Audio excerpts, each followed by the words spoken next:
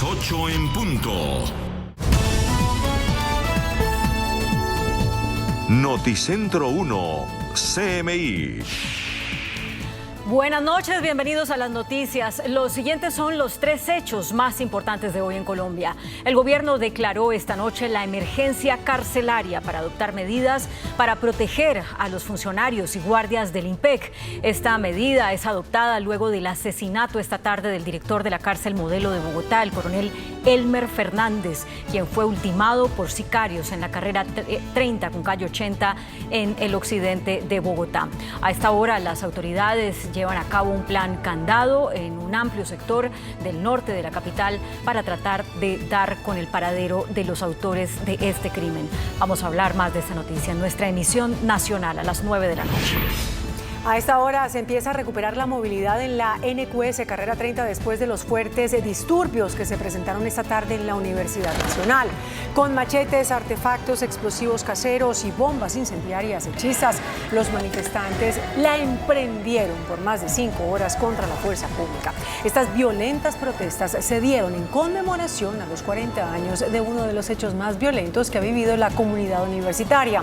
Ampliación de esta noticia en nuestra emisión nacional a las 9 de la noche. Emergencias en los departamentos de Antioquia y del Meta como consecuencia de las fuertes lluvias. En Río Negro, un vendaval afectó varias viviendas y el municipio del Calvario en el Meta está incomunicado por los derrumbes generados por las precipitaciones. Hablaremos más de esta noticia en nuestra emisión nacional a las 9 de la noche. Las siguientes son las noticias más importantes del mundo hoy. El presidente de Estados Unidos, Joe Biden, impulsa la reclasificación de la marihuana como una droga de bajo riesgo. Presidente de Rusia, Vladimir Putin, fortalece las relaciones con su homólogo chino, Xi Jinping.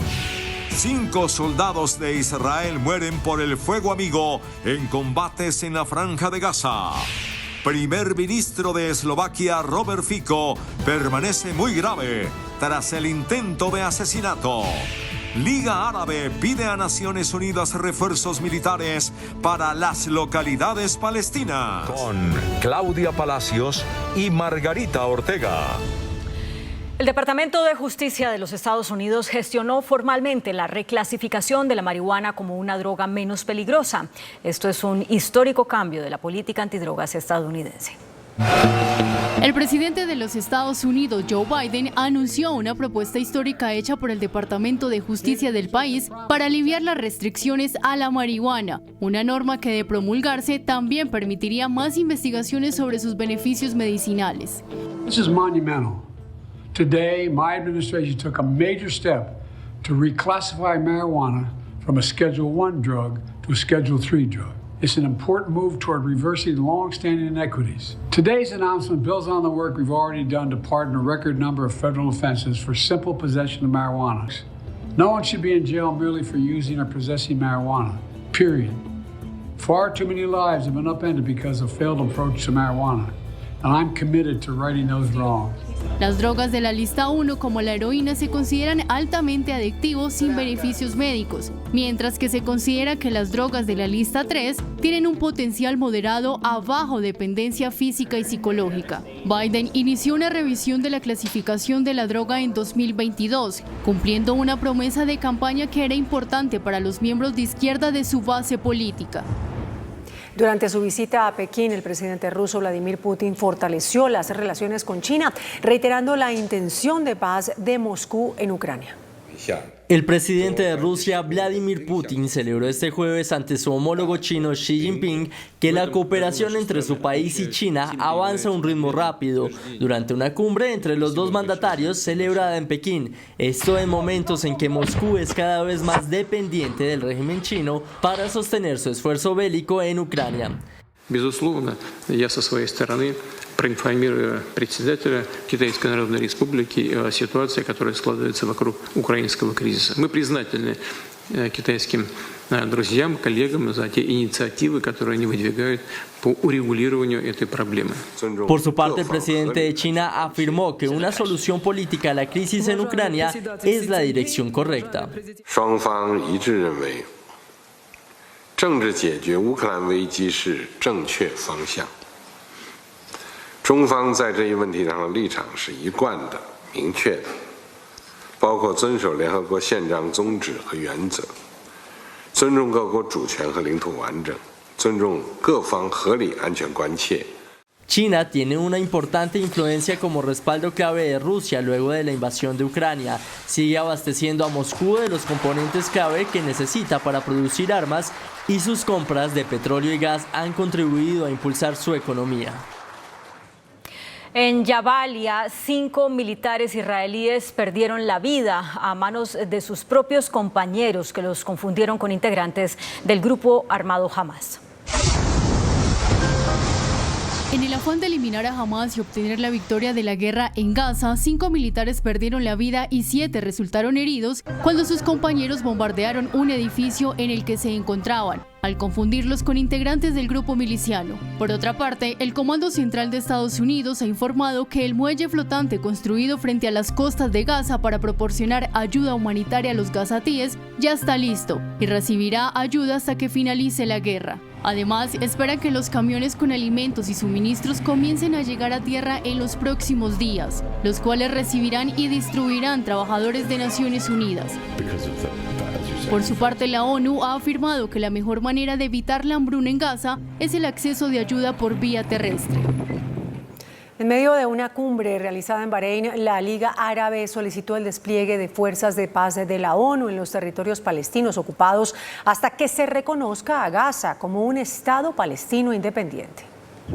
Tras más de 7 meses de guerra entre Israel y Hamas en Gaza, que ha provocado a la fecha al menos 35.000 muertes, hambre y desplazados, la Organización de la Liga Árabe por primera vez solicita ayuda para lograr un alto al fuego definitivo en el asediado enclave, solicitando el despliegue de fuerzas de paz de la Organización de las Naciones Unidas en la franja hasta que se implemente la solución de 2 estados.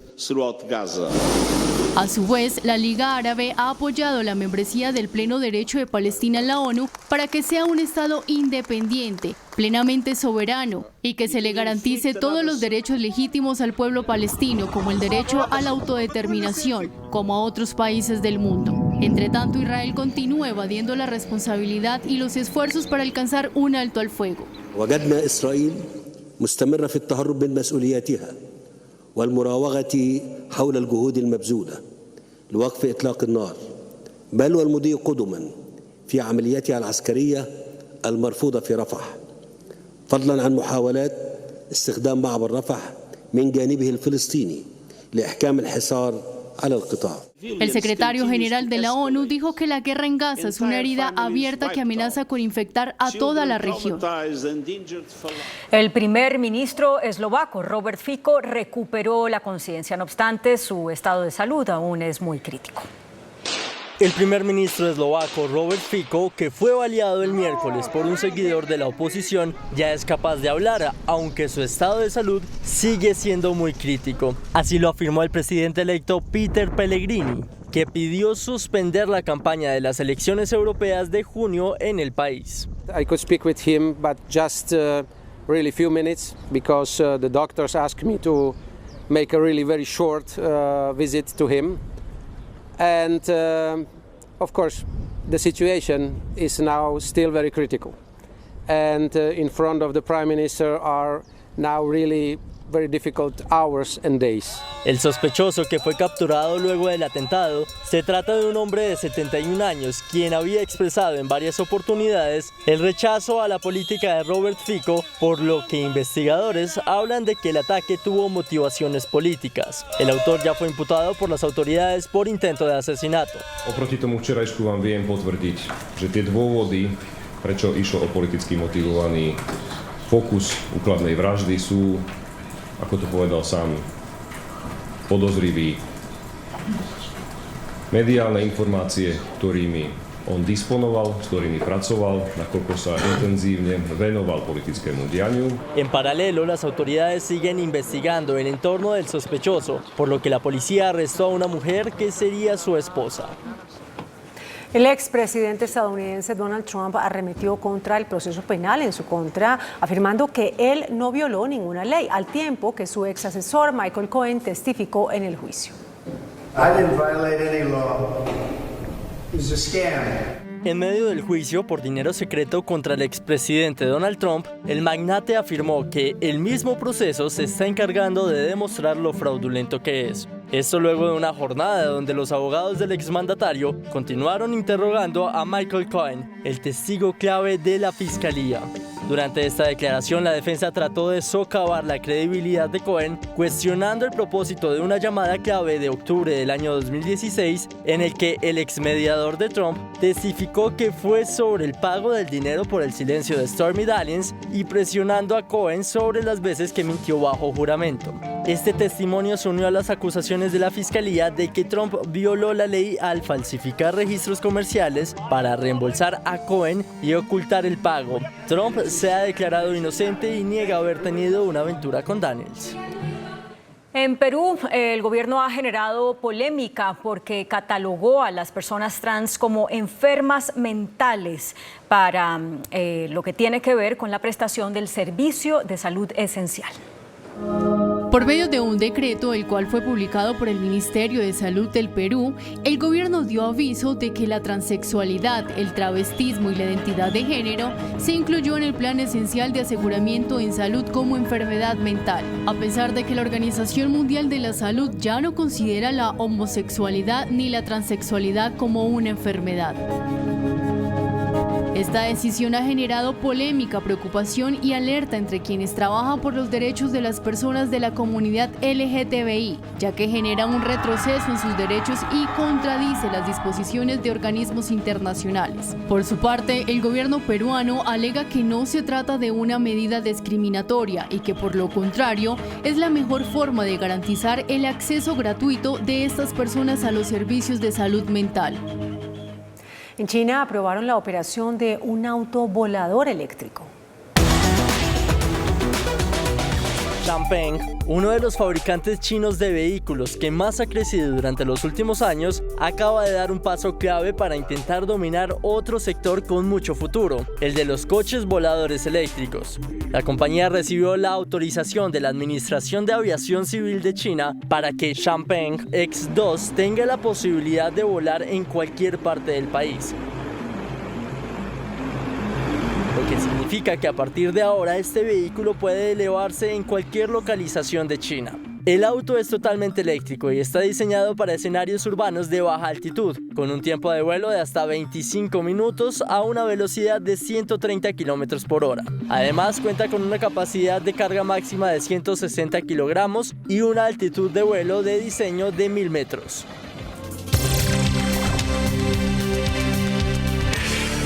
Muy buenas noches, bienvenidos a Entrevista CMI, espacio de nuestro director Yamid Amad. Desde el pasado 21 de marzo se ha generado una polémica por la elección del actual rector de la Universidad Nacional, Ismael Peña. La polémica ha sido protagonizada por el Gobierno Nacional y 5 miembros del Consejo Superior Universitario. Uno de los miembros del Consejo es el representante de docentes, Diego Torres, quien es nuestro invitado de esta noche. Representante, gracias y bienvenido. Gracias por la invitación. Profesor, y lo voy a llamar así de ahora en adelante, en las últimas horas el ministro ad hoc nombrado por el presidente de la República debido a unas complicaciones, o mejor dicho, la no posibilidad de la ministra de Educación, Aurora Vergara, de participar en este proceso, pues da ese nombramiento del ministro ad hoc, que es el actual ministro de Cultura del país. Él emite una resolución en las últimas horas en donde ordena la elección o la designación de un rector encargado. Usted, como uno de los 5 miembros de ese Consejo Superior que ha dado legitimidad a la elección del actual rector, ¿cómo toma esta resolución? Para mí es claro que la autonomía universitaria se está rompiendo en este momento. Pasamos de un proceso en el cual seguramente siempre ha habido debate en la elección de rector de una universidad pública y más en la Universidad Nacional, eso es absolutamente normal, pero se pasó y se escaló rápidamente de un debate interno de la universidad que tiene la autonomía a un debate ya nacional del rompimiento de la autonomía universitaria. Entonces, para mí el llamado es un claro llamado a romper la autonomía universitaria. Sí. Y yo voy a ser muy enfático, algo que he repetido, se nos está induciendo a participar en una actividad que va a ser un posible delito y eso es muy peligroso. Profesor, Perdóneme si tal vez usted toma la pregunta hacia usted, pero créame que no es hacia usted. Es como la figura que tiene de miembro del Consejo Superior Universitario. ¿Por qué el Ministerio de Educación asegura que el acta no es clara, que no es detallada y por eso se abstiene de firmarla? Además, se abstiene de reconocer al actual rector como rector de la Universidad Nacional. Bueno, a mí esa pregunta es la pregunta que yo me hago todos los días desde que salimos de la sesión del 21 de marzo. La ambigüedad de la ministra es la que nos tiene en esta situación. La ministra tenía dos opciones súper claras. Decía, vea, yo no firmo, y digo claramente por qué no firmo, y lo expreso en un comunicado y se inician las acciones legales, o firma diciendo la no conformidad. Y también si ella misma hubiera podido iniciar acciones legales diciendo, mire, yo no firmo, o firmo y no estoy de acuerdo con esto e inicio las acciones legales. ¿Qué pasó? Su ambigüedad tiene a la Universidad Nacional en esta crisis y ahora se le suma todas las universidades de Colombia, porque las universidades en este momento tienen pánico y temor de que lo que le pasó a la Universidad Nacional, que siempre hemos sido respetuosos de las normas, se escale a las otras universidades. Pero el acta sí da detalles de cómo y por qué los miembros del Consejo votaron y de la forma en la que votaron. El voto fue secreto. Quiero decirte que desde el momento en el que nosotros iniciamos el proceso, nosotros tuvimos una serie de compromisos que algunos miembros hemos honrado y otros no. Sí. Uno de los compromisos era apoyar a quien fuera elegido, otro compromiso era salir con un rector elegido y otro compromiso era guardar el voto secreto. Además, por otra cosa adicional, el voto fue realmente secreto, fue como se hace en el gobierno nacional o como se hace en las elecciones, que yo deposito y nadie sabe cuál es mi voto. Lo más honesto es decir, no revelo mi voto es secreto. Si yo revelo el voto, no hay manera de comprobarlo. Ahora bien, eso pasa en la democracia colombiana, pero asegura el Ministerio de Educación que esto nunca había pasado en un proceso de elección de rector. ¿Es así o no es así?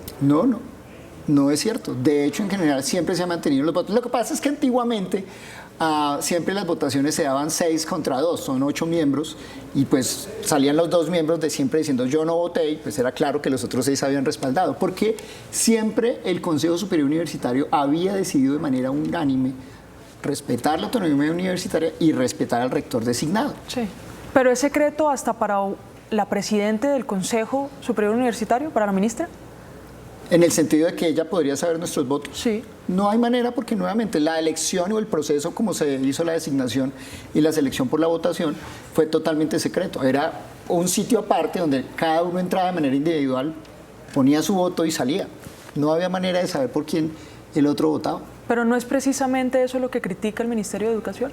Pues lo interesante fue que tuvimos más de 9 horas de deliberación y durante esas 9 horas el Ministerio de Educación dijo, bueno, no estoy de acuerdo, pero esto es una votación consensuada. Los órganos colegiados están hechos para que haya disensos y esos disensos son normales. Yo siempre le doy el ejemplo cuando yo tengo mi junta de administración, pues una gente no está de acuerdo con lo que uno dice, hay otros que sí están de acuerdo, pero al final se hace una votación y se llega a un acuerdo.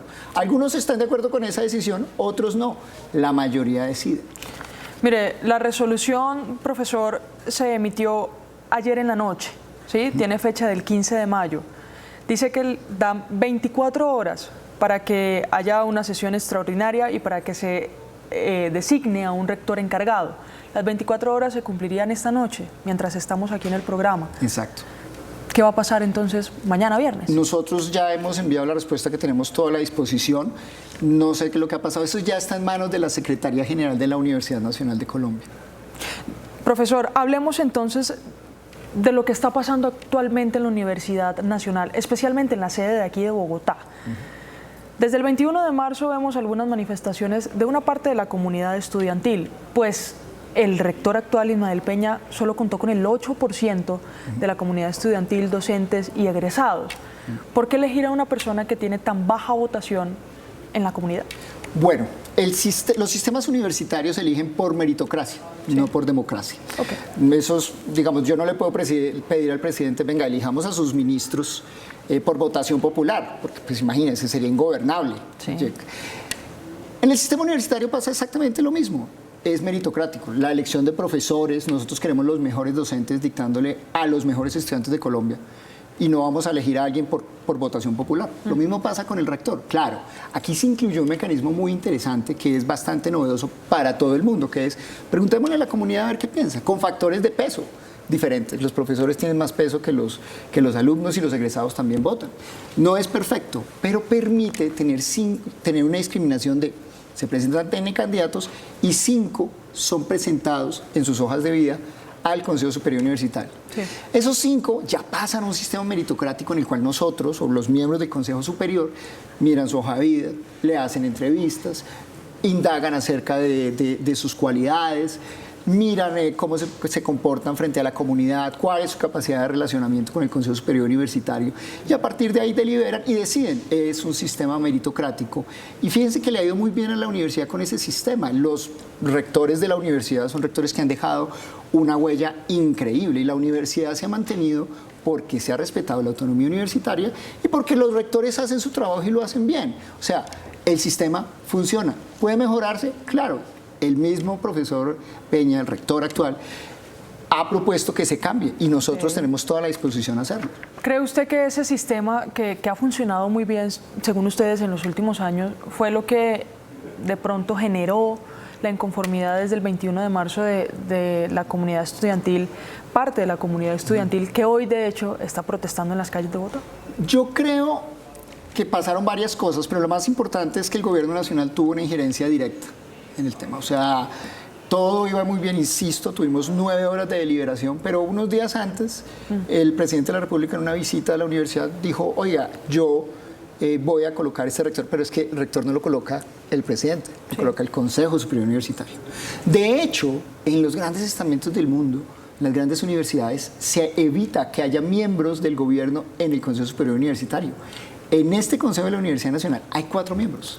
Pero porque es pública, ¿sí? Claro, pero aún así, uno espera que los miembros del Consejo tengan una mirada externa, por ejemplo, que tengan capacidades de investigación, que tengan relacionamiento también hoy en día con la industria, es muy importante, que tengan un bagaje académico y que entiendan cómo funciona la universidad. Es muy importante que los miembros de un Consejo tengan una experiencia muy buena, porque eso es lo que asegura la calidad. Finalmente, el órgano máximo es el Consejo Superior Universitario. ¿Usted cree que se ha politizado esta elección? Digamos que es claro que sí, desafortunadamente. No, digamos, en este punto ya no vale la pena negarlo, es absolutamente claro que hay una politización, hay un movimiento de fuerzas claro, y lo que me duele de todo esto es el rompimiento de la autonomía universitaria, muy peligroso. A eso voy. Bueno, hay un comunicado de 5 párrafos del actual rector Ismael Peña. Voy a leer una parte de ese comunicado y usted me ayuda con su interpretación también. Dice, abro comillas, las recientes decisiones bajo la figura del ministro ad hoc, ordenándole ilegalmente al Consejo Superior Universitario nombrar un rector encargado sin que se cuente con pronunciamiento de autoridades judiciales, viola flagrantemente la autonomía universitaria, desconociendo principios fundamentales del derecho como el principio de legalidad y debido proceso. Eso es cierto. De hecho, en este momento, y lo dijimos, es que han pasado muchas actividades irregulares alrededor de todo este proceso. Sí. El martes tuvimos una reunión con el Consejo Superior Universitario y el señor viceministro estaba presente y él nunca nos informó que desde el 8 de mayo ya la ministra se había recusado a sí misma y no podía intervenir en los asuntos de la universidad. O sea, todo el día, 9 horas de deliberación, no nos lo dijo. Ok, está bien. Eso salió supuestamente el 8 de mayo, hasta ayer lo conocimos, pero el 9 de mayo nosotros recibimos una comunicación de la ministra, una comunicación en la que se nos invita a tener un Consejo Superior Extraordinario el viernes 10 con temas directamente asociados a los cuales por los cuales ella se estaba recusando, que era la intervención de la universidad colocando un rector ad hoc. Sí. O sea, ahí como que, espere un momentico, si usted está recusada desde el 8, ¿por qué nos manda un correo el 9 citándonos al 10? Y luego viene el viceministro y no nos dice nada. Y luego, mágicamente ayer, gracias a los medios de comunicación, nos enteramos de que había un ministro ad hoc nombrado para un tema único y exclusivo, intervenir la Universidad Nacional de Colombia. Hay muchas irregularidades. Y nosotros... Explíqueme eso de intervenir, porque se puede interpretar como una intervención policial también, que hacia allá también le voy a preguntar. ¿Intervenir es qué? Intervenir es, van a nombrar un rector ad hoc cuando ya existe un rector. Ya no se puede nombrar un rector encargado porque ya existe un rector en propiedad. De hecho, que sorprende muchísimo es que hay demasiadas irregularidades y queda uno, yo soy físico nuclear y me ha tocado aprender derecho a las malas, pero una de las grandes preguntas es, venga, pero es que esto ya lo define la Corte. Las Cortes son las que definen esto. El Consejo de Estado es el que tiene que decir, mire, ese acto de posesión es o no es legal. No es el Consejo Superior. Entonces, uno de los primeros puntos, ¿sí? Y la razón, que se está obligando que se haga una reunión con el único punto de hacer algo que es abiertamente ilegal y que está por fuera de las capacidades del Consejo Superior, sorprende muchísimo. Y además amenaza directamente que si no vamos, ahí, pues nada, yo soy un pobre profesor que vive de mi sueldo, eso yo voy a durar esta vida y la otra pagando una multa de esas. Mire, ustedes, los 5 miembros, en específico, o principalmente los 5 miembros que votaron por Peña, o que no necesariamente votaron por él, pero legitiman la elección de Peña, ¿ya hablaron con el Consejo de Estado? ¿Ya enviaron documentos? Ya desde hace varios días nosotros pedimos la intervención de la Procuraduría. Nosotros hemos hecho todas las acciones legales y nosotros no hemos sido ambiguos como la ministra lo ha sido, nosotros hemos sido claros y directos. ¿Usted cuánto tiempo lleva como docente en la Universidad Nacional y cuánto tiempo lleva como miembro del Consejo Superior? Como docente llevo poco más de 10 años, ¿sí? Y como miembro del Consejo Superior Universitario desde el 19 de enero. Respóndame esta pregunta después de comerciales. En los 10 años de experiencia como docente, ¿usted cree que es necesaria o no necesaria una intervención de seguridad o de autoridades, digámoslo así, en la universidad debido a la situación de orden público que se vive? Después de comerciales, por favor.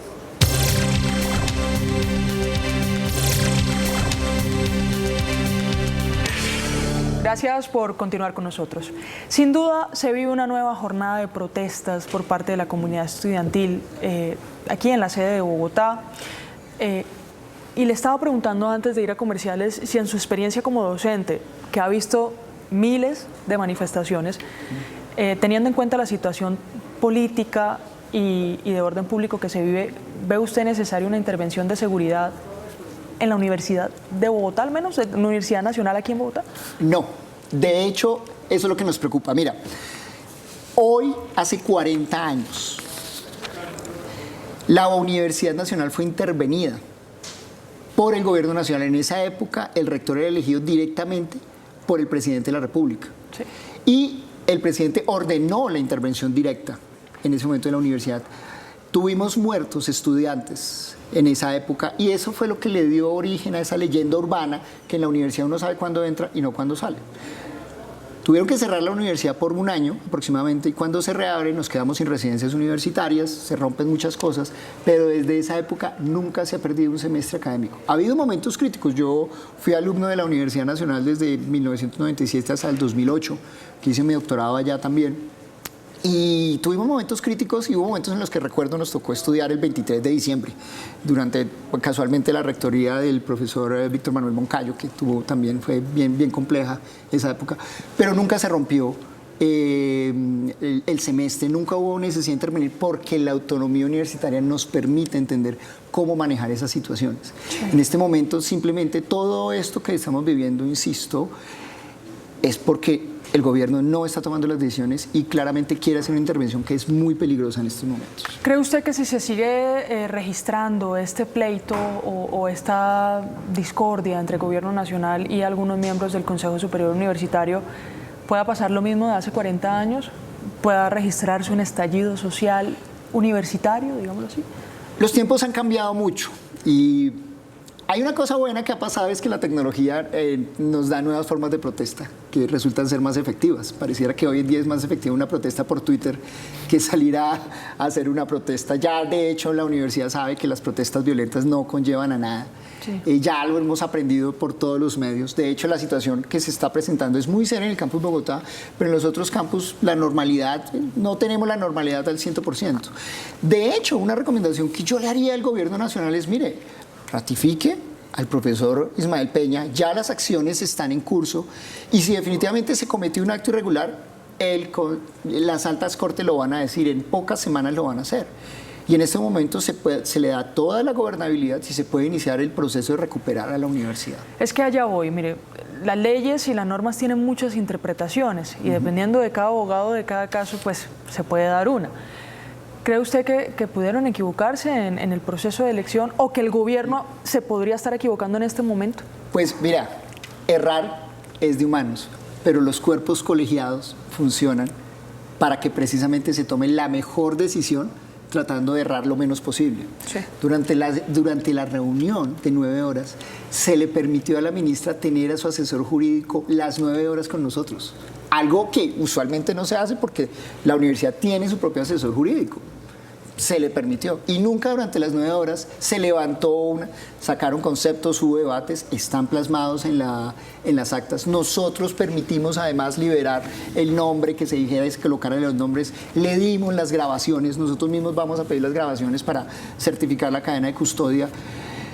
Pues si quedó mal, me parecería increíble, pero igual no es el gobierno nacional y no es una intervención, es el Consejo de Estado. Y ya la Procuraduría envió un concepto favorable el viernes pasado diciendo que todo se había estado ajustado a la norma y a las leyes. Docente, la Universidad Nacional puede mover muchas fibras en algunos estudiantes, en algunos egresados, incluso en los mismos docentes o quienes tienen un acercamiento con la universidad. Las fibras pueden mover también muchas acciones. ¿Ustedes como miembros han tenido amenazas? Totalmente. Yo hoy a las 5 de la mañana, después de ver las acciones del gobierno de lo que iba a pasar, yo ayer en la tarde en mis redes sociales denuncié que esto iba a pasar. Eran claros los movimientos, habían demasiadas irregularidades, yo las reporté a los medios de comunicación, a los cuales agradezco, de verdad te agradezco enormemente esta oportunidad de estar acá. Y hoy a las 5 de la mañana envié a la Corte Interamericana de Derechos Humanos una solicitud de medidas cautelares para que nuestra seguridad sea preservada. Nosotros hemos recibido ataques y amenazas directas. Y también para que se preserve la autonomía universitaria. Esta Corte Internacional se ha pronunciado respecto a los peligros que puede haberse por intervenir la autonomía universitaria. Yo espero que se pronuncien. Ya me dieron una respuesta rápida. Sí. Lo que pasa es que no he tenido tiempo de responder porque, insisto, yo no tengo un equipo jurídico como otros. ¿Qué tipo de amenaza, docente, que tal vez las autoridades puedan conocer por medio de este programa? Claro, la Fiscalía tiene a su haber precisamente la investigación. Yo el mismo día la denuncia en mis redes sociales y me llegaron mensajes de texto que lo recuerdo muy bien porque además estaba con mi hijo, que decía: profesor, respete la consulta, la vida es muy valiosa. Y un mes después recibo un mensaje con las mismas líneas. Y yo sé que la Fiscalía tiene toda la capacidad de rastrear ese mensaje y de saber quién lo envió. Una amenaza que se puede profundizar dependiendo del debate que se siga registrando en torno a este proceso. Mire, los alumnos de la Universidad Nacional de Colombia no son violentos. Okay. Yo tengo la absoluta seguridad. Puede que haya una confrontación verbal, que es absolutamente normal. Pero yo estoy seguro que estos son factores y personas externas a la comunidad universitaria. Hay otros intereses que están totalmente por fuera. No podría decirlo, pero sí puedo asegurar que los alumnos de la Universidad Nacional de Colombia no destruyen a la Universidad Nacional. Los alumnos de la Universidad Nacional de Colombia no destruyen a lo que más aman en la vida, que es su alma mater. Entonces, ¿podríamos hablar de infiltrados? No podría asegurarlo. Venga, profesor, el Consejo lo cita la ministra, ¿cierto? ¿O lo puede citar cualquier miembro? No. De acuerdo a la reglamentación, un Consejo Extraordinario puede ser citado directamente por la ministra, sí, que es quien lo preside, o porque 5 miembros se ponen de acuerdo para un tema particular. Si ustedes se ponen de acuerdo, ¿ustedes los 5 miembros citarían a la sesión extraordinaria? Pero no tenemos tema para citarlo, ya tenemos un rector en propiedad que ha sido legalmente designado, sí, está ejerciendo funciones así, el ministerio no lo quiere reconocer y el gobierno, o sea, no tenemos razón para citarlo. La única razón para citar un consejo es para hablar acerca de la situación interna en campus como el Campus Bogotá. De eso yo creo que sí vale la pena hablar porque es muy serio y porque el gobierno juega un papel muy importante, el respaldo del gobierno al profesor Ismael Peña diciéndole como, vea, nosotros le damos el respaldo, pero consideramos que hay algo y vamos a hacer las medidas, vamos a tomar las medidas legales para saber si lo que hicimos estaba bien. Sí. Ese solo espaldarazo le recupera la confianza en la autonomía universitaria y nos da el poder de hacer algo que hemos hecho por décadas, que es manejar nuestros propios conflictos. No en vano la Universidad Nacional, con todos los problemas que tiene, sigue siendo un orgullo para la nación. Docente, con esta resolución, ¿se podría dar paso a otra resolución con la que nombren un rector encargado? ¿El gobierno nacional tiene la capacidad de hacer eso? No lo sé. Para mí esta resolución me tiene muy confundido. Yo me muevo en el mundo de la física, y en el mundo de la física las leyes no se pueden violar, pero en la física no hay interpretación. Tú vas a hacer el experimento y eso es. Aquí yo siento que hay muchas interpretaciones y yo insisto, en este momento se quiere intervenir algo que no es necesario intervenir y que además la decisión ya está en manos del Consejo de Estado. ¿Pero qué dicen sus compañeros respecto a esta resolución? Hay muchas interpretaciones y en general todo lo que me dicen es, mire, la verdad hay que activar todos los mecanismos posibles. Y yo hago el llamado a toda la comunidad de los amigos de la autonomía universitaria para que se activen todos los mecanismos posibles para que esto no se dé. Tutelas, derechos de petición, todo funciona en este momento porque a nosotros nos toca ir. Claro. No tenemos, esto es... Cuando lo citen, pero no lo han citado. Estamos a la espera de que haya una definición en la hora y demás. Espero que eso pase en las próximas horas, debe pasar en las próximas horas. Pero como tiene tantas interpretaciones esta resolución, podríamos despertarnos mañana con una resolución que nos diga, este es el rector encargado. Yo no lo sé, no creo, porque solamente el Consejo Superior Universitario puede designar un rector, hacerlo de esa forma con una resolución simplemente que salida de otra instancia. Ahí sí que sería quebrar el sistema universitario y la autonomía universitaria. Eso sí sería, ese ya es la estocada final de decir, mire, no, ¿para qué tenemos consejos superiores universitarios si podemos designar a los rectores? Como se hacía hace 30 años, el presidente lo designa y pues, sí, ¿para qué tenemos consejos superiores entonces? Profesor Torres, ustedes han nombrado en varias ocasiones al Ministerio de Educación, pero ¿cuál es el mensaje de ustedes como integrantes de ese consejo al presidente de la República, que es quien imparte las órdenes a sus ministros? Yo estoy muy seguro que el presidente de la República sabe muy bien la importancia de preservar la autonomía universitaria. Sí. Las universidades estamos con el presidente. Las universidades no tenemos nuestras diferencias, pero en realidad siempre hemos apoyado al gobierno en diferentes temas. Sí. La mejor manera, señor presidente, de preservar un legado que trascienda es no romper la autonomía universitaria. Porque las universidades se mantienen mientras que los gobiernos pasan. Y cada vez que... Y este gobierno ha hecho cosas fantásticas. Yo le reconozco a este gobierno haber trabajado para que finalmente tengamos más de 150 docentes. Llevamos 30 años pidiendo aumentar la planta y el gobierno lo hizo bien. Y lo hizo Petro y yo lo reconozco.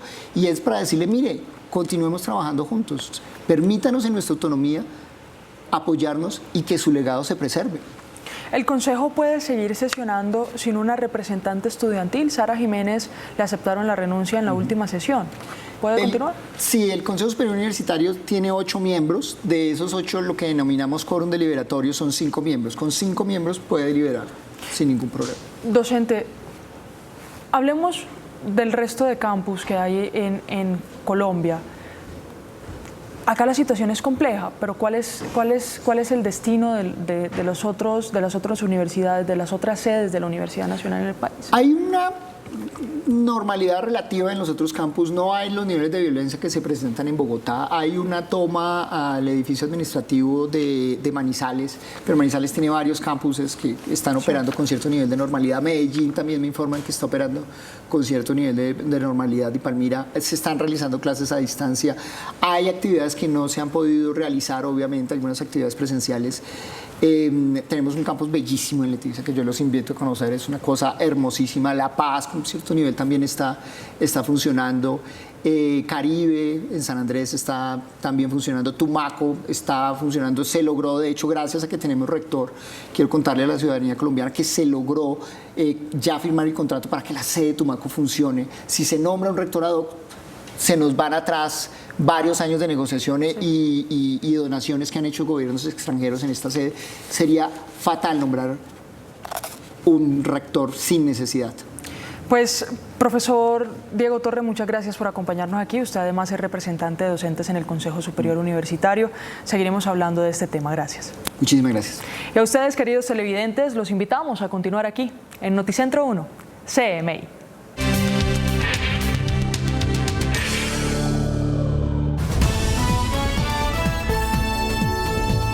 Noticentro 1, CMI.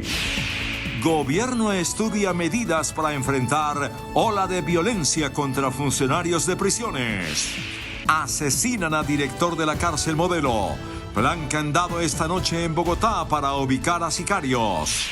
Estas son las amenazas que recibió el asesinado director de la cárcel Modelo. Plan contra el hacinamiento en estaciones de policía de Bogotá, anuncia alcalde Galán. Disturbios en la Universidad Nacional. Gobierno ordena elegir rector encargado antes de 24 horas. Emergencias por lluvias en Meta y Antioquia. Alerta por recrudecimiento de las lluvias y la sequía a partir de julio. Duque destruyó estúpidamente el acuerdo de paz, dice el presidente Petro. Presidente Petro le está dando un golpe blando a la paz, dicen ex-FARC. Este es el primer acuerdo con el ELN. Sociedad civil participará en la construcción de la paz. Lista ponencia para tercer debate de reforma pensional.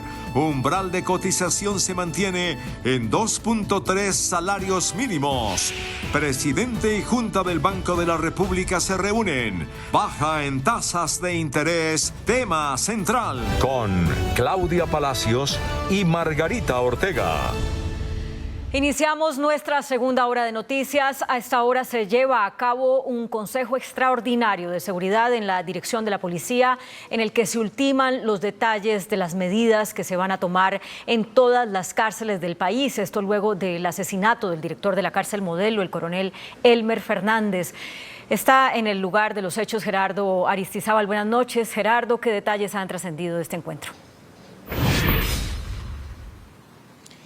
Claudia, pues ese Consejo Extraordinario de Seguridad lo encabeza el ministro de Justicia, Néstor Osuna, acompañado por el viceministro de Política Criminal y Carcelaria, Camilo Umaña, y el director general de la Policía Nacional, el general William René Salamanca, con su cuerpo directivo, el director del GABLA, el director de inteligencia de la policía.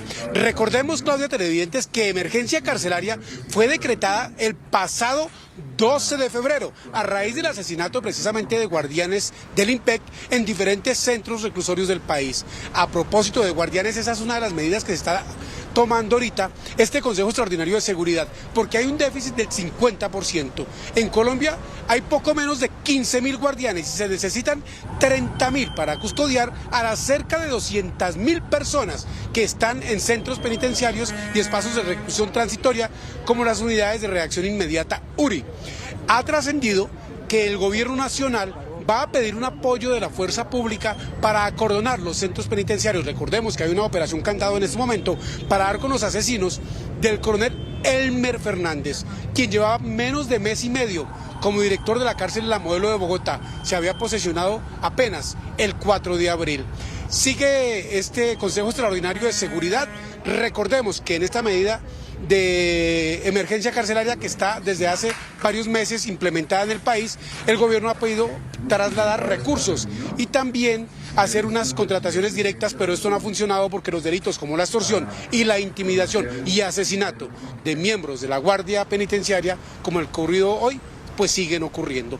Cualquier cosa nueva que suceda aquí en la Dirección Nacional de la Policía, por supuesto volveremos a este centro de información. Continúe usted, Margarita, en estudio. Buenas noches.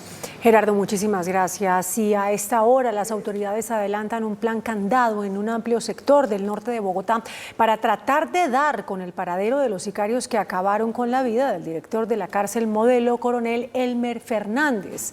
Stig Luengas está en el lugar de los hechos. Stig, buenas noches. Situación a esta Compañeras hora. En estudio y televidentes, pues nos encontramos en el punto exacto donde se perpetró este crimen en contra del director de la cárcel La Modelo de Bogotá, el coronel en retiro Elmer Fernández, justo aquí sobre la carrera 30 con calle 80. En este momento continúan las labores de criminalística, levantamiento del cuerpo, tener en cuenta que fue ultimado cuando se desplazaba en su vehículo como copiloto, ultimado por sujetos que se movilizaban en moto. Estos dos sujetos en este momento están siendo buscados mediante el plan candado de la Policía Metropolitana de Bogotá. Justamente se pronunció aquí en este punto el general José Gualdrón, comandante de la Policía de Bogotá, sobre este hecho que hoy conmociona a todo el país. Estamos haciendo una investigación muy exhaustiva. Nuestro director general destacó unos equipos de investigadores con inteligencia, pero también nuestra Policía Judicial y articulado con CTI para hacer una trazabilidad de los hechos que sucedieron hace una hora aproximadamente acá, donde pierde la vida mi coronel Fernández. Cuando el reloj marcaba las 4:43 de la tarde se perpetró este crimen aquí sobre la carrera 30. Un vehículo no oficial, no blindado. Según han dicho las autoridades, la Unidad Nacional de Protección no había dado suficiente esquema a este servidor que estaba como director de la cárcel La Modelo desde el pasado 4 de abril. ¿Por qué no se movilizaba con camioneta blindada? Porque no tenemos las capacidades para poder dar blindadas a todos. Es más, no tenemos ningún director con camioneta blindada. Se desplazaba un vehículo oficial asignado por el IMPEC con un conductor del IMPEC. A esta hora de la noche continúa el plan candado con diferentes uniformados desplegados por toda la ciudad. Entre esto también el dispositivo cuenta con el helicóptero Halcón de la policía para dar con estos responsables de este acto de sicariato. Tener en cuenta que se responsabiliza también a esta hora de la noche a quien sería el responsable del asesinato. Sería el jefe del patio 4A de la cárcel La Modelo, un peligroso delincuente que está allí retenido. Y recurrimos también a la colaboración de la ciudadanía para que nos den información, o nos den imágenes, videos, para poder establecer y esclarecer este hecho lamentable. El coronel en retiro, Elmer Fernández, se desplazaba como copiloto en este vehículo particular no blindado. Un solo disparo por parte del sicario que iba en una motocicleta acabó con su vida. Donde es alcanzado por una motocicleta con un parrillero, donde genera un impacto de arma de fuego, quien lesiona al señor director de la cárcel Modelo y fallece en el lugar de los hechos. Diferentes amenazas había recibido tanto este director que fue asesinado como el anterior por parte de diferentes reclusos de esta cárcel La Modelo. El señor coronel Fernández llegó de la cárcel de Guardia hace 2 meses. El 9 de mayo tuvo una acción en la cárcel Modelo, en la fachada unos disparos, y también hubo un documento manuscrito donde manifestaba que las requisas o si iban a trasladar algunos detenidos hace parte de todas las investigaciones que pudo pasar realmente en este hecho. El coronel Fernández, director de la cárcel La Modelo, había asumido el 4 de abril. Estaba cumpliendo las órdenes de impartir disciplina y haciendo requisas aleatorias. Hoy es asesinado vilmente. Se estableció plan candado en Bogotá y se hará un consejo de seguridad extraordinario para establecer medidas para todas las cárceles del país. Un abrazo y solidaridad con toda su familia. Y me despido con estas imágenes en vivo y en directo de Noticentro 1 CMI. La situación a esta hora sobre la carrera 30 con calle 80. Toda esta labor de criminalística de la policía, y continúa el plan candado porque hasta el momento no han sido capturadas las 2 personas que cometieron este crimen. Es toda la información desde el noroccidente de Bogotá. Stig Luengas en Noticentro 1 CMI. Muy amable, Stig, muchas gracias. Pues el coronel Elmer Fernández había recibido hace pocos días un panfleto amenazante por las requisas y los traslados de reclusos en el centro penitenciario.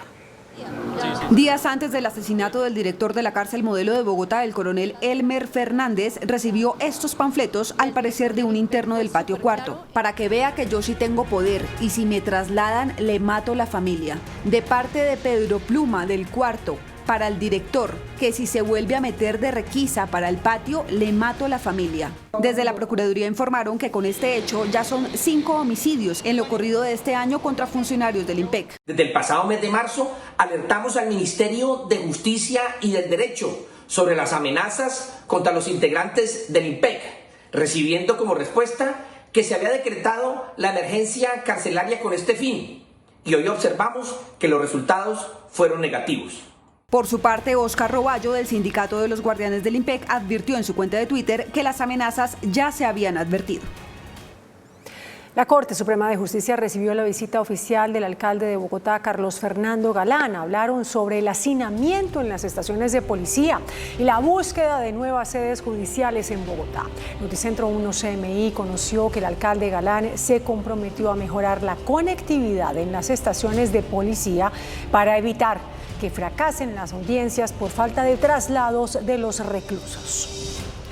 Las directivas de la Universidad Nacional declararon la alerta roja en el campus luego de las manifestaciones de las últimas horas en inmediaciones de ese centro de educación superior.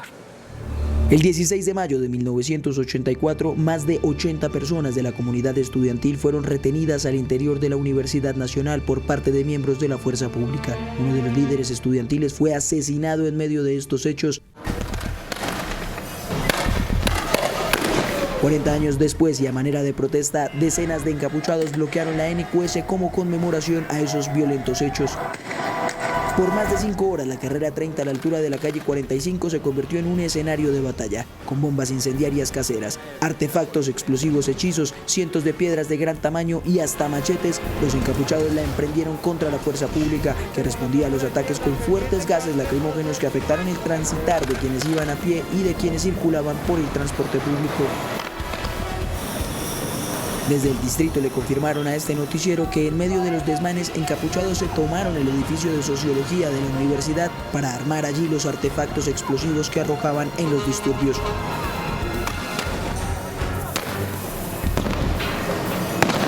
Llegado a las 7 de la noche, finalizaron los disturbios que permitieron la reapertura de la calzada occidental de la NQS, cuyo cierre provocó gran congestión vehicular en el norte de Bogotá en la hora pico de la tarde. El gobierno ordenó la elección de un rector encargado para la Universidad Nacional en un término no superior a 24 horas. La medida se toma mientras se adelanta la revisión del proceso de elección de Ismael Peña como rector del centro educativo. En la resolución 007480, el ministro de Educación ad hoc, Juan David Correa, establece que a más tardar hoy se tenía que adelantar una sesión extraordinaria del Consejo Superior Universitario para elegir un rector encargado de la Universidad Nacional. En el término de 24 horas, contadas a partir de la comunicación de la presente decisión, convoque sesión extraordinaria cuyo único punto del orden del día sea encargar a un rector de manera transitoria hasta tanto se adopte una decisión definitiva por parte del Consejo respecto de la conducta de autoposesión del señor Ismael Peña Reyes. La sesión fue citada para mañana viernes a las 8 de la mañana. Y entre tanto, el rector de la Universidad Nacional, Ismael Peña, y algunos integrantes del Consejo Superior Universitario aseguraron que el gobierno está quebrantando la autonomía universitaria con las acciones que ha tomado en contra de la designación del nuevo rector. A través de un video y un comunicado, el rector de la Universidad Nacional, Ismael Peña, aseguró que el gobierno está quebrantando la autonomía universitaria debido a una resolución emitida por el ministro de Educación ad hoc solicitando elegir un rector encargado mientras se revisa la designación de Peña. Al mensaje del rector se unió uno de los integrantes del Consejo Superior Universitario. La autonomía de las universidades es uno de los valores más importantes para el cimiento de la democracia. Es la garantía para que las instituciones puedan trabajar en la formación de sus jóvenes. Las recientes decisiones bajo la figura de un ministro ad hoc, ordenándole ilegalmente al Consejo Superior Universitario nombrar un rector encargado sin que se cuente con pronunciamiento de autoridades judiciales, viola flagrantemente la autonomía universitaria y en la gestión del conocimiento, con independencia de los gobiernos de turno. Es que se nos está induciendo a cometer un delito y es algo muy peligroso para nosotros. Y todo esto se originó por la ambigüedad de la ministra en cumplir sus funciones. Algunos integrantes del Consejo denuncian amenazas en su contra. También enviaron un informe a la Comisión Interamericana de Derechos Humanos solicitando medidas cautelares en defensa de la autonomía universitaria. A esta hora hay un cierre preventivo en la vía Bogotá-Villavicencio por alerta de deslizamientos y las lluvias también han provocado emergencias en el departamento de Antioquia. Así fue el vendaval que se reportó en Río Negro, Antioquia. Las intensas lluvias causaron inundaciones en viviendas y vías y también se reportó la caída de varios árboles y postes de energía y el desplome de una carpa en el parque principal y varios techos en la plaza de mercado. Organismos de socorro monitorean a esta hora las quebradas y por ahora no se reporta personas desaparecidas o fallecidas. Las intensas lluvias en la cordillera central han provocado varios deslizamientos en la vía principal que conecta Villavicencio con el municipio del Calvario. Esta situación ha generado preocupación en la comunidad agrícola local, que necesita trasladar sus productos para la venta. Además, la vía Bogotá-Villavicencio ha estado cerrada la mayor parte del día debido a los cierres preventivos que realiza la concesionaria Coviandina en el kilómetro 58, causados por las constantes lluvias en el municipio de Guayabetal, Cundinamarca. La ministra del Medio Ambiente, Susana Muhammad, alertó por un aumento en las lluvias en gran parte del país a partir de julio, con la llegada del fenómeno de la Niña. Desde el segundo semestre del año, Colombia registrará dos panoramas complejos en materia ambiental debido al fenómeno de la Niña, advierte el Ministerio de Ambiente. Vamos a tener medio país a partir de julio con amenazas por más lluvias y medio país por amenaza de menos lluvia. Y el tiempo que utilicemos ahora, de aquí a julio, para preparar comunidades, si no se ha empezado a hacer, necesitamos acelerar la preparación en todo el país. Según el IDEAM, 613 municipios están en alerta por deslizamientos de tierra y desde junio el Caribe colombiano podría registrar afectaciones debido a la temporada de ciclones y huracanes. Por su parte, la ministra de Agricultura, Jennifer Mojica, anunció la reubicación de los damnificados por las inundaciones en la región de La Mojana. El gobierno nacional estudia la reubicación de las familias afectadas por las inundaciones en La Mojana sucreña. No puede morir nadie por esta situación. Tenemos que reubicar de manera acelerada, aplicando mecanismos de acceso a tierras, las reubicaciones de poblaciones que vayan a verse impactadas de manera grave en su vida. El ministerio avanza en la búsqueda de mecanismos para comprar tierras productivas que puedan ser entregadas a los damnificados. Tenemos en este momento la orden a la Agencia Nacional de Tierras de poder acelerar los procesos y priorizar los procesos de compra de tierras en los departamentos de Sucre y Córdoba y Bolívar. En este momento, por ejemplo, me reporta la Agencia de Tierras que está a puertas de culminar la compra de 10 predios más que suman entre todos un poco más de 10.000 hectáreas de tierra. De cara a la temporada de lluvias, la funcionaria explicó que alistan un paquete de medidas para el sector agricultura. Las autoridades en Cali adelantan el censo de personas damnificadas luego de las fuertes lluvias que han caído en la ciudad. Decenas de viviendas gravemente afectadas y 150 emergencias atendidas por los organismos de socorro son las lamentables cifras que dejaron como resultado el torrencial aguacero y la estrepitosa tormenta eléctrica registrados en las últimas horas en Santiago de Cali. Hay cerca de 100 viviendas afectadas, pueden ser más, muchas son aquí en este sector de Montebello por el crecimiento no planificado de la ciudad, por los asentamientos informales. Los habitantes del corregimiento de Montebello, invasión de la zona rural del oeste de Cali, resultaron gravemente damnificados con la emergencia, pues sus viviendas habrían sido construidas sobre quebradas. A mí me afectó en todo porque todo se me acabó.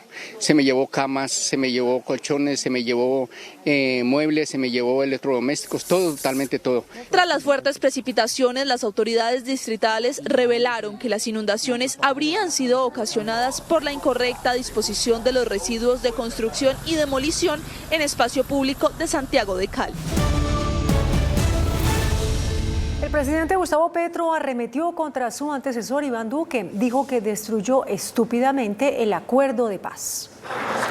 El presidente Gustavo Petro arremetió contra su antecesor Iván Duque por el fracaso en la implementación del acuerdo de paz. El gobierno de Duque se dedicó a destruir esto. Voy a decirlo con esta palabra, estúpidamente. La reforma agraria es uno de los temas más críticos, aunque el presidente aseguró que si han comprado 186.000 hectáreas, se necesitarían 24 años para cumplir la meta fijada en el acuerdo, que establece 3 millones de hectáreas, por lo que hizo una advertencia al Congreso sobre la jurisdicción agraria. Ahora sí, toca ir a Naciones Unidas y decir la verdad, si nos van a tumbar las normas que tenemos hoy. Espero que no. Si el Congreso no aprueba jurisdicción agraria, lo que va a generar es el calentamiento de la olla a presión en los campos de Colombia, en los conflictos de linderos. De otro lado, el jefe de Estado le jaló las orejas a Finagro por guardar billones de pesos en títulos de deuda. Finagro guardó la mitad de la plata en TES, desobedeciendo al presidente. 9 billones guardados. Eso no puede ser en este momento de la economía colombiana. Finalmente le salió al paso a los gremios que han advertido sobre el estancamiento de la economía. Los resultados del DANE del día de ayer, presentados primer trimestre de este año, PIB, Producto Interno Bruto, nos arroja un resultado que muestra una reactivación económica en curso. Las declaraciones se dieron durante el Congreso Nacional de la Reforma Agraria celebrado en Bogotá. El exintegrante del antiguo secretariado de las FARC, Pastor Alape, lanzó duras críticas al presidente Gustavo Petro por la falta de implementación del acuerdo de paz de La Habana.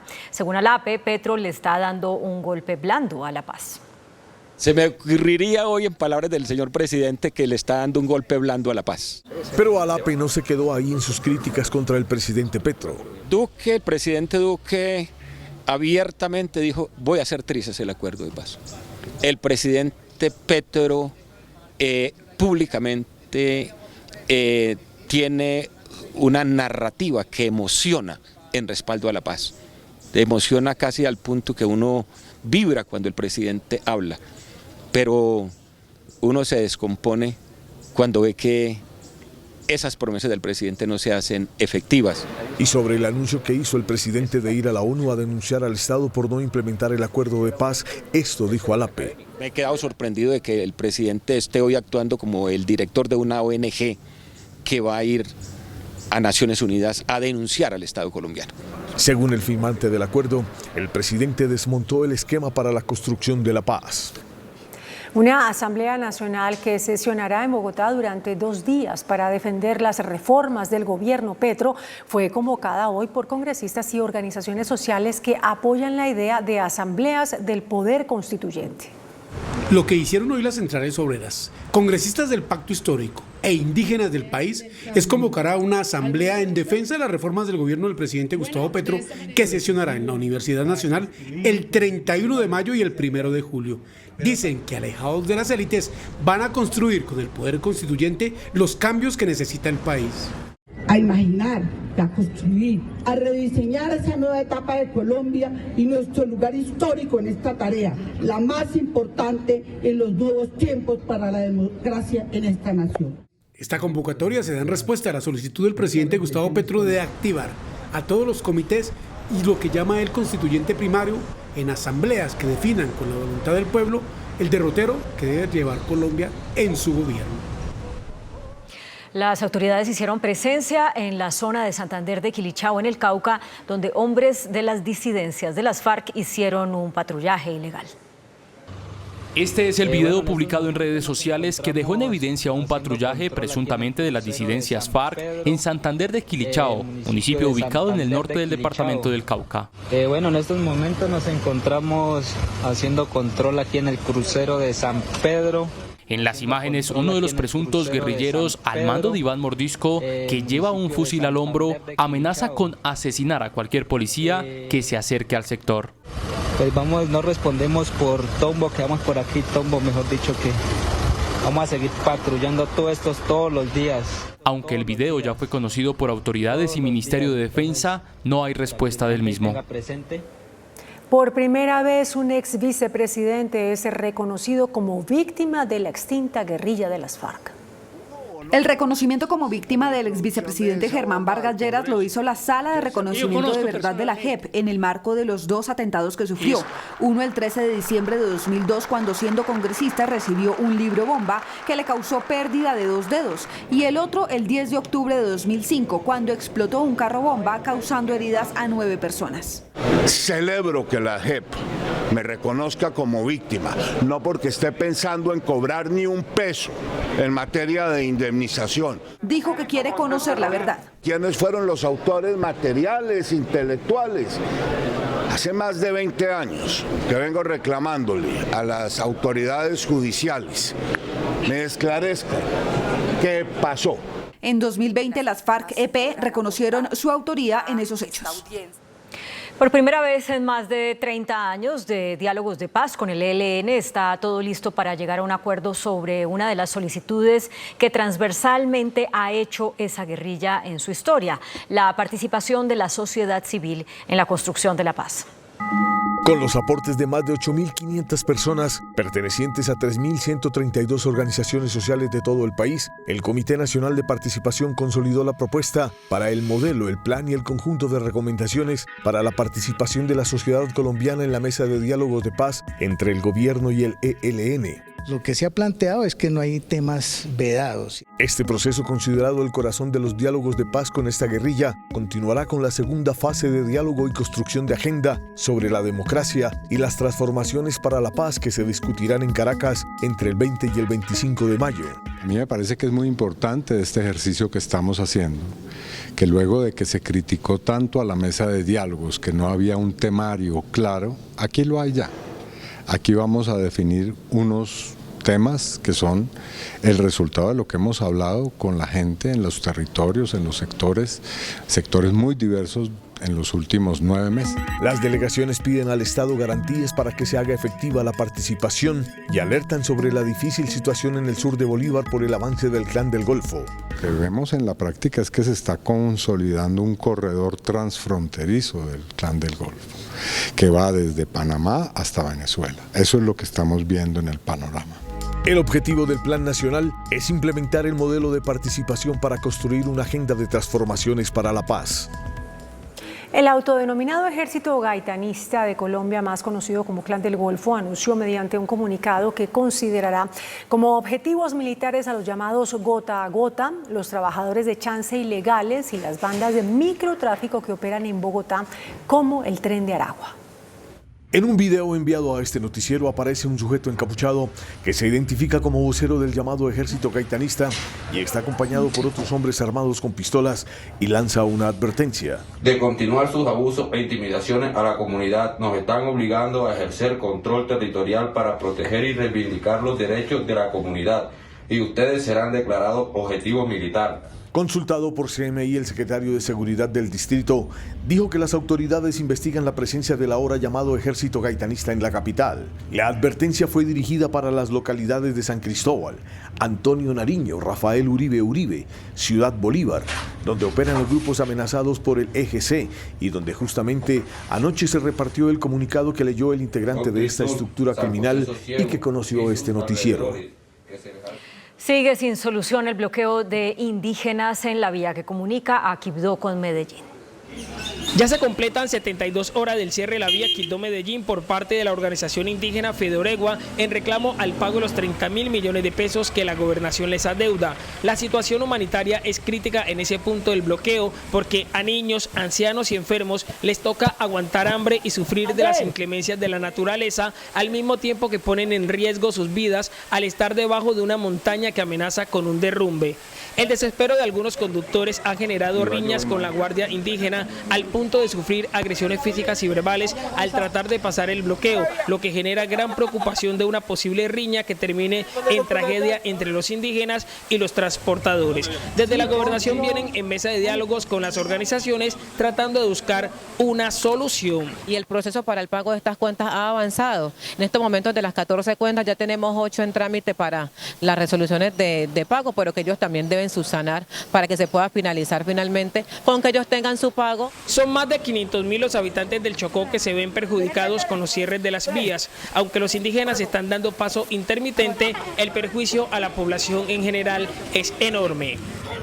En Noticentro 1 CMI hacemos una pausa y regresamos en instantes con el desarrollo de las siguientes noticias.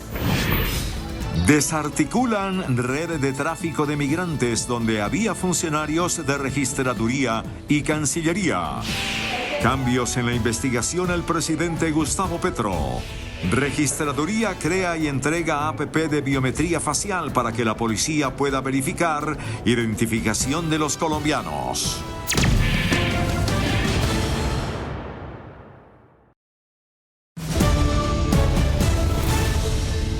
El Fondo de Naciones Unidas para la Infancia alertó sobre la catástrofe humanitaria que enfrentan los menores de edad que intentan cruzar el tapón del Darién. Según este organismo de Naciones Unidas, los niños y las niñas y los adolescentes representan una quinta parte de quienes recorren ese trayecto.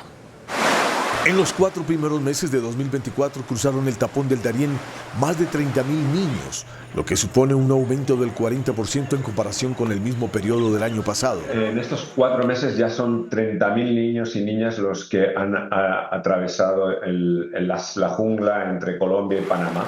La UNICEF llama la atención sobre la cantidad de niños que están intentando cruzar el Darién de manera solitaria. Una tendencia que estamos viendo al alza es la cantidad de niños, niñas y adolescentes que están atravesando la frontera no acompañados o que son separados en el camino. Si en el año 2023 ese número fue de 3.300 niños y niñas, en lo que llevamos de año esa cifra ya ha llegado a 2.000. UNICEF alertó sobre las nacionalidades de los niños que viven esta tragedia humanitaria. Evidentemente, histórico en este año y también en el año pasado, es una gran mayoría de que provienen de Venezuela, pero también hay otros países que están atrayendo un gran número de niños y niñas, por ejemplo Ecuador, Haití, también China. Creo que en quinto lugar está Colombia. Según la UNICEF, en 2024 podrían cruzar la selva del Darién 800.000 personas, entre ellas 160.000 menores de 18 años. En una operación denominada Europa Express, las autoridades lograron el desmantelamiento de una red de tráfico ilegal de migrantes. Funcionarios de la Cancillería y de la Registraduría están dentro de los capturados. Fue desmantelado un grupo delincuencial dedicado al tráfico de migrantes que, en complicidad con funcionarios públicos corruptos, expedían identidades de forma fraudulenta.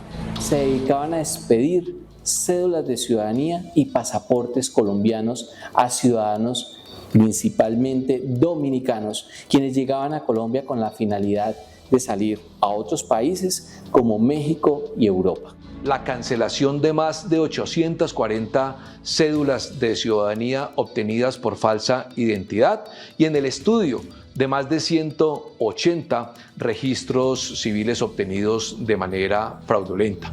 Los investigadores de la DIJÍN lograron capturar a uno de sus cabecillas. Se trata de una mujer de nacionalidad colombiana y están tras la pista del cabecilla principal, quien es un ciudadano dominicano. Por valores que oscilaban entre los $2.000 y $4.500 americanos, entregaban estos documentos a extranjeros, quienes bajo la apariencia de ciudadanos colombianos viajaban principalmente a México o Guatemala para cruzar por vía terrestre a los Estados Unidos. Los 31 presuntos integrantes de esta organización fueron capturados en la ciudad de Bogotá y distintas ciudades y municipios de los departamentos de Atlántico, Córdoba, Amazonas, Caquetá, Cesar, Sucre y La Guajira. Hubo una nueva masacre en el departamento del Cauca. Fueron asesinados 3 integrantes de una misma familia. La masacre se presentó en el municipio de Cajibío, Cauca. Se presentó una masacre de 3 personas en este municipio, 3 personas de la misma familia. Una persona había sido asesinada, luego el día del velorio fueron asesinadas 2 personas más e integrantes de esta misma familia. Según Indepaz, ya son 23 masacres las ocurridas durante el 2024. La Comisión de Acusación del Congreso solicitó al Consejo Nacional Electoral que remita la investigación que cursa en ese tribunal contra el presidente Gustavo Petro por presunta violación de los topes de campaña. La Comisión de Acusación sostiene que es la única dependencia que puede investigar al presidente Gustavo Petro, por lo que le pidió al Consejo Electoral que envíe la totalidad del expediente contra el primer mandatario.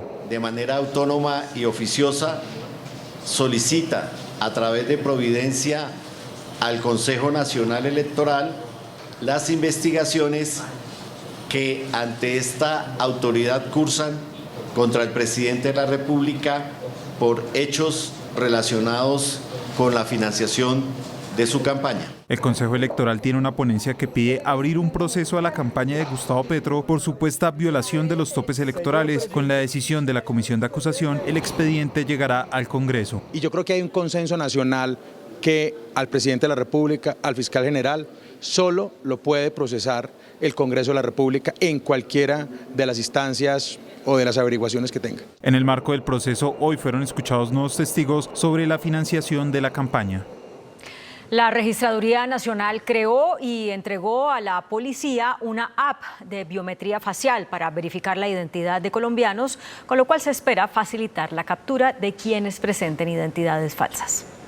En la lucha contra la delincuencia y para garantizar la seguridad ciudadana, la Registraduría Nacional creó una APP de identificación biométrica de todos los colombianos. Se la entregó a la policía para que pueda identificar posibles infractores de la ley. Esa aplicación lo que hace es, una vez verificada la identidad facial del ciudadano, cruza contra los más de 70 millones de datos en tiempo real que tiene la Registraduría Nacional. Luego no hay posibilidad de poder falsificarse o suplantar a otra persona. La aplicación captura la imagen fotográfica y desde ahí cruza con todos los datos de la Registraduría, lo que quiere decir que hay plena capacidad de identificar a cada uno de los ciudadanos. De la APP entregarán cerca de 20.000 licencias en todo el país para que cada miembro de la policía en los 1.103 municipios puedan identificar a los ciudadanos sobre los que recaigan sospechas o en los controles cotidianos que hace la institución. El exalcalde de Medellín, Daniel Quintero, se quedó sin partido político. El exconsejo de Estado tumbó la resolución que le dio vida jurídica a la agrupación política Independientes del exmandatario. Hoy declaró ante la Procuraduría el exsecretario general de la Cancillería, José Antonio Salazar, en el marco de la investigación al exministro Álvaro Leiva por la licitación de los pasaportes. En el juicio disciplinario al ex canciller Álvaro Leiva por el lío en la licitación de pasaportes, declaró el exsecretario general de la Cancillería, José Antonio Salazar. Defendió al exministro Leiva en las decisiones que tomó para declarar desierto el proceso licitatorio. Él siempre me manifestó que era política del Estado, que era recomendación del señor presidente de la República. Me pareció que la instrucción del presidente era arbitraria. El exsecretario general afirmó que una investigación disciplinaria no es el camino para un caso como el de los pasaportes. Y yo debo confesar aquí, como abogado me ha extrañado mucho que por la expedición de un acto administrativo que está de día motivado, se abra un proceso disciplinario. Salazar fue sacado de la Cancillería por decisión del presidente Petro tras adjudicarle contrato a la empresa Thomas Gregg & Sons. Controversia ha generado en el Congreso de la República un proyecto de ley que busca prohibir las llamadas terapias de reconversión, con las cuales se busca redefinir la orientación de género y sexual de personas LGBTIQ+. La Comisión Primera del Senado fue escenario de un duro debate sobre un proyecto de ley por medio del cual se prohíbe la práctica de los esfuerzos de corrección y o represión de la orientación sexual e identidad de género. La autora del proyecto dice que la homosexualidad no es una enfermedad y por eso no hay nada que curar. Lastimosamente, en nuestro país, tanto en instituciones médicas como en terapias tipo coaching, psicológicas y en algunos entornos religiosos, vemos que todavía tratan de hacer estas denominadas terapias de conversión para tratar de cambiarle o corregirle la orientación sexual o la identidad de género a las personas. En la audiencia se oyeron voces a favor y en contra de la iniciativa, como médicos que dicen que la autonomía personal se debe respetar, pero con especial cuidado por los niños. Y que cuando ya se es adulto y se tiene la capacidad de tomar decisiones sobre su propio cuerpo y sobre su orientación, las tome a conciencia y reconociendo todos los efectos adversos, secundarios. Hay quienes se oponen abiertamente a la iniciativa por supuesta implementación de la ideología de género. Lo que pasa es que el proyecto está atacando precisamente que, como decía, psicólogos, médicos, ni curas, ni pastores, ni todas estas entidades pueden cuestionar la ideología de género. Se pretende penalizar a los padres de familia, también están incluidos los líderes religiosos y las instituciones educativas que pretendan brindar una imagen distinta respecto a las identidades de género que pretende el proyecto legislativo. El proyecto ya fue aprobado por la Cámara de Representantes. Faltan tercero y cuarto debates en el Senado. El presidente Gustavo Petro anunció que Colombia está dispuesta a integrar la Fuerza de Paz de Naciones Unidas para Palestina. A través de su cuenta en X, el jefe de Estado se unió a la petición de la Liga Árabe en el sentido de desplegar fuerzas de Naciones Unidas en los territorios palestinos ocupados. El mandatario dijo que Colombia está dispuesta a llevar personal médico para la atención de los heridos en la Franja de Gaza. En Noticentro 1 CMI hacemos una pausa y regresamos en instantes con el desarrollo de las siguientes noticias. Lista ponencia de la reforma pensional. El presidente Gustavo Petro se reunió con el Banco de la República. El mandatario reiteró la necesidad de reducir las tasas de interés. Advertencias de Fitch sobre cambios a la regla fiscal.